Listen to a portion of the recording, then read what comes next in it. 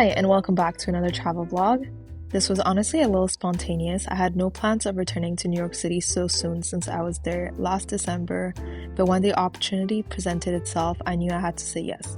I think this was a sign from the universe for me to reclaim the city, and so I was set on doing New York the right way. We flew to New York, and the view landing in New York was stunning, so if you're ever flying to LaGuardia, make sure you take a left window seat.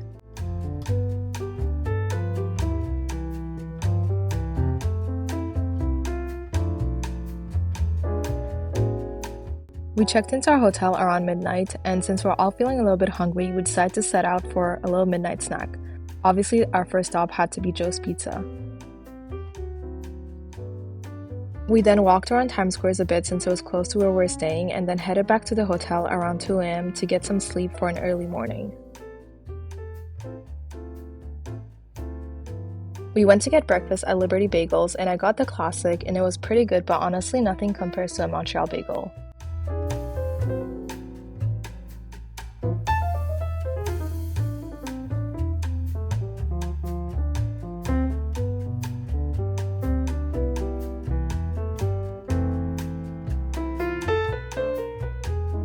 We then walked to the High Line, which is someplace I've never been before in New York, so it was fun to see what the park looked like, and we actually ended up seeing the brand new art installment, which is called The Dinosaur, and it's actually a pigeon, and it was very interesting to say the least.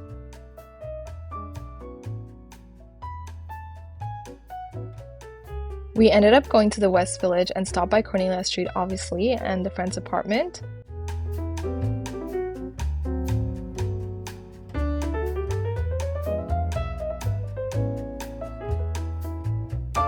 For lunch, we went to Chelsea Market to try out the famous Los Tacos.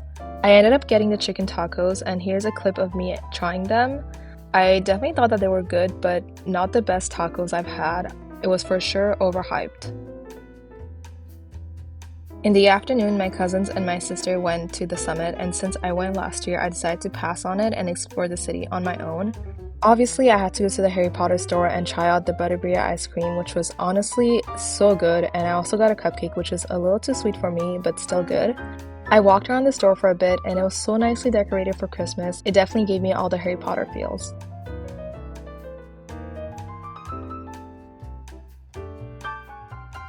After that, I went to Blank Street to try the new Daydream Matcha. I had Blank Street Matcha in London and I liked it, so I thought I would try out the New York location, and it was pretty good.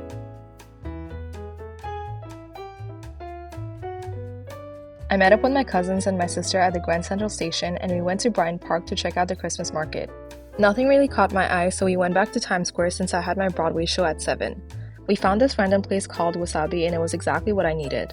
I then went to my show, and it was so good. I cannot tell you just how amazing it was.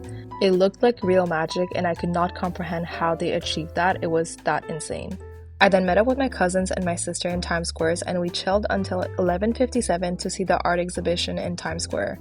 It was honestly pretty cool to see that, and I much prefer Times Square like that than with all the ads.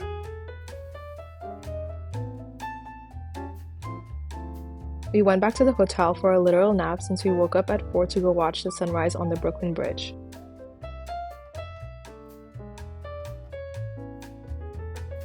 We got to the Brooklyn Bridge around 6:20 and the sun was already starting to rise, and it was absolutely gorgeous. Also, one of the upside of getting there early was that the bridge wasn't crowded at all, so we were able to take our time, take lots of pictures, and enjoy the views. All in all, it was definitely worth the lack of sleep and one of my favorite things that we did in New York.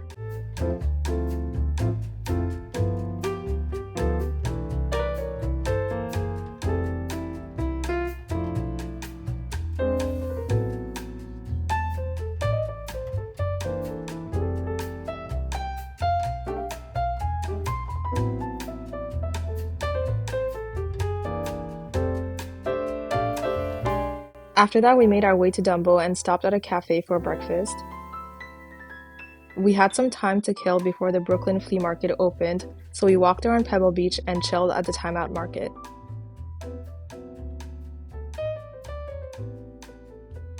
The Brooklyn Flea Market was so good. I wish we had something like that with so many good finds. It honestly made me wish I had brought a bigger bag so I could buy a lot of stuff, but in the end, I just ended up getting some rings.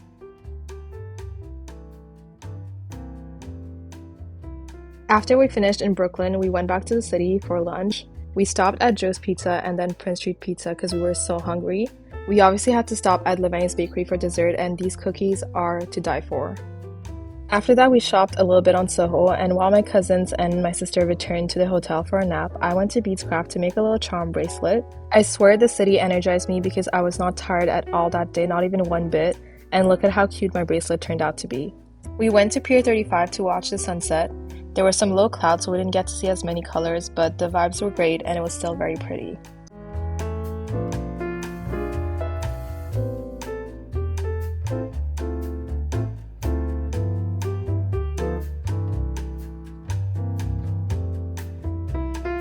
After that, we took the ferry from East 34th Street all the way to Wall Street, and this was so much fun. The views were amazing and it was just good vibes overall.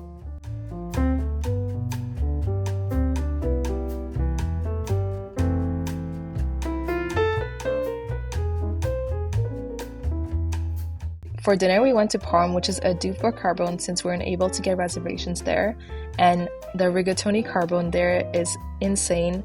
Apparently it's the same owners that own Carbone as well, and I swear I still dream about it. It was so good.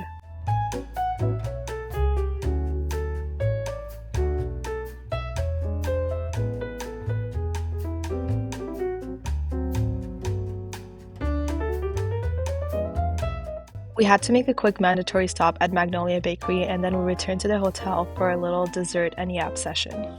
I got both the apple pudding and the banana pudding, and I fully intended to review both flavors, but I got so wrapped up in the conversation that I didn't end up doing it. But I like the apple one better. I've had the banana one last year, it was really good, but I do find the banana pudding really sweet, whereas the apple pudding has that sourness from the apples, which I really like. So yeah, in the end, I definitely preferred the apple one. So for our last day in New York, we decided to have a chill day. We went for Sunday brunch at Bubby's and it was incredible. The pancakes were so good and the home fries were absolutely delectable. So yeah, if you're planning on going to Bubby's, I definitely recommend getting the pancake flight. That way you get all three pancakes, so you have the banana and toasted walnuts one, the blueberry one, and the Nutella and mixed berry compote. My favorite was definitely the blueberry one and then the Nutella one. I'm not a big fan of walnuts, but it did add a nice crunch to the pancakes. After brunch, I stopped by Sorate to try their premium matcha, and it was the best matcha I've ever had. It was also the most expensive matcha I've ever had. I think it cost me $20 Canadian, but definitely worth it. Just look at that color. This is what real matcha is supposed to look like. We did some more shopping on Soho, and then we went to the Old Friends photo booth, and it was so cute and it makes for such good fun souvenirs. We spent the afternoon in Central Park and the views were absolutely stunning. Fall is definitely my favorite season, and it's not just because I was born in October, I just like to see all the changing colors. I've always wanted to experience fall in New York, especially going to Central Park, so it feels like I checked something off my bucket list.